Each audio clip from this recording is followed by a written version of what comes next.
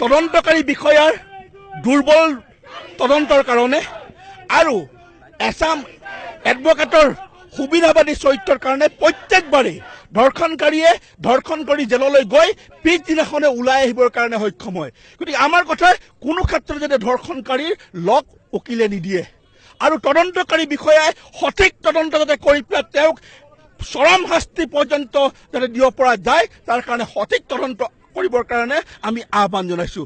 আৰু যদি কিবা ক্ষেত্ৰত যদি আইনৰ সুৰুঙাৰে এইসকল ধৰ্ষণকাৰী বুলি গম পোৱাৰ পিছতো যদি ওলাই আহিবৰ কাৰণে সক্ষম হয় তেতিয়াহ'লে মই অসমৰ মহিলাসকলক কৈছোঁ তেতিয়া কিন্তু আপোনালোকে নিজাববীয়াকৈ আইন হাতত তুলি ল'ব লগা যদি হয় ল'বৰ কাৰণে প্ৰস্তুত হ'ব লাগিব, নহ'লে কিন্তু আমি অসমৰ মহিলাসকলক সুৰক্ষা দিব নোৱাৰিম। অসমৰ যিমানকেইখন জেল আছে প্ৰত্যেক জেললৈ আপোনালোকে যাওক, অনুসন্ধান কৰক, দেখিব তাত ডকাইত ৰেপিষ্ট এই অধিকাংশ 100% হৈছে এই বাংলাদেশৰ পৰা প্ৰব্ৰজন কৰা এই ব্যক্তিসকল। অৰ্থাৎ এওঁলোকৰ অপৰাধ প্ৰৱণতাটো বহুত বেছি। গতিকে এই বাংলাদেশীক আমি যিকোনো মূল্যৰ বিনিময়ত অসমৰ পৰা তেওঁলোকক খেদিবই লাগিব। সেই সংকল্প কিন্তু অসমৰ জনগণে ল'ব লাগিব। অসম চৰকাৰক দাবী জনাব লাগিব, অসম চৰকাৰৰ যোগেদি কেন্দ্ৰীয় চৰকাৰক দাবী জনাব লাগিব, এক শক্তিশালী আইন ভাৰতত গ্ৰহণ কৰক, এক শক্তিশালী আইন অসমৰ ক্ষেত্ৰত গ্ৰহণ কৰক।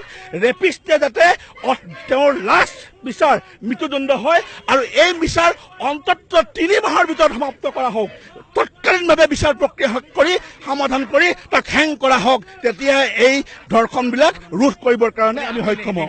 আজিও এই নেহেৰুবালিৰ পৰা আহ্বান জনাইছোঁ, ঐক্যবদ্ধ হওক।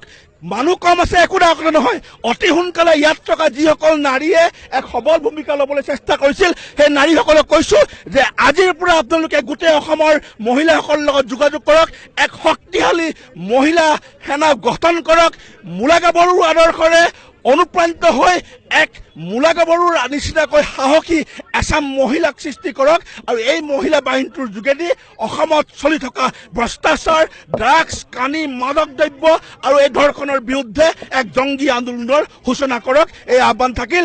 আমি সদায় থাকিম সেইখিনি মহিলাৰ লগত যিখিনি মহিলাই এই ধৰণৰ ৰাজপথত ওলাই আহিবৰ কাৰণে চেষ্টা কৰিব।